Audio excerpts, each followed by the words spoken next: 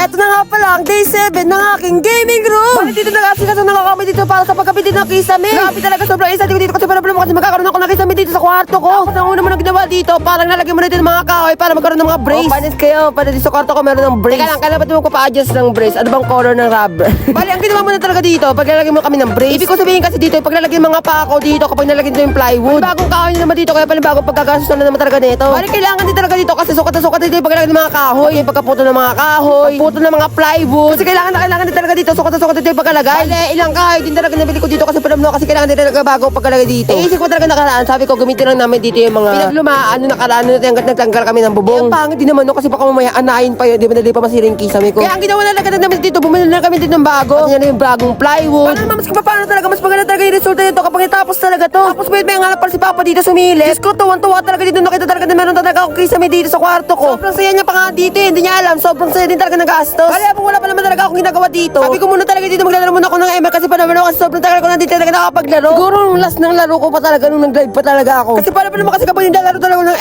ML, gusto ko talaga palagi naka-live talaga. Hindi niyo talaga makikita naglalaro ng hindi talaga naka-live. Pero feeling ko makakapaglaro ulit ako ng ML kapag natapos ko na tong gaming room ko na to kasi kapag nalipat ko na talaga yung computer setup ko talaga, pwede ko na talaga makapaglaro doon ng ML. Kaya papawi talaga ako ng live kapag naka-ML talaga ako. Para dito natapos na makakabit ng mga brace. Teka, hindi ko talaga alam kung tama talaga yung pagkatawag ko din ng brace talaga. Basta mga kahoy yung nakakabit dyan. Wait, nga lang pala, sinusukot ako pala yung plywood para makakabit na namin ito pa kay Same. Grabe, hindi pa talaga natapos to, pero parang nakikita ko talaga yung pinaka-resulta eh. Alam niyo yun, yung tipong na parang hindi mo pa natapos talaga, pero parang nakikita mo talaga yung resulta, yung parang may imagine mo na kung gaano kaganda, kung gaano talaga kaaliwalas tingnan. Tapos wala ka na makikita ang view sa taas mo na parang mga yero, kahoy, bubong. Nagpakabit na rin kasi talaga ako dito kay kasi nga alam ko na naman talaga dito na wala na talagang tulo. Tsaka pili ko rin naman talaga na parang mas maganda rin naman talaga kapag may kisame naman talaga sa kwarto eh. Tapos pipinturahan pa lang mas maganda. Kaya naman sa pinakaunang gaming room ko talaga, mga nagtataka talaga ako bakit talaga ako nalagay ng kisame. O, sana naman talaga nag-gets yun na ha. Huwag na kayo pa na-comment yun na dapat talaga mas maganda talaga may kisame. Dapat talaga kayo ng kisame. So kanyang ganda. Dami yung alam, mas marunong pa kasi naggagawa. Kaya talaga sobrang excited ko talaga din na magkakaroon talaga ako dito ng kisame. Alam nyo, isa rin talaga sa pinakamahirap gawa ng may mga awang pa talaga. Kailangan talaga sukat talaga yung plywood para mas maganda talaga yung pagkakita mo ng pagkakabit. Tulad yan, meron talaga may sa dulo na problema talaga na meron pa talaga sobrang na awang. Pero buti na talaga nagawa namin yung paraan talaga sobrang ganda rin talaga. Diyos ko, sa wakas din ako dito papasukan ng mga daga. Kasi ganito na nga pala yung kinalapas nito talaga naman sobrang ganda talaga nito. Ang kulang na talaga sa kwarto ko, tiles, tapos pagpintura sa kisame, tsaka sa pader. Wala talaga pagsisisi nung nakalagay na talaga yung kisame.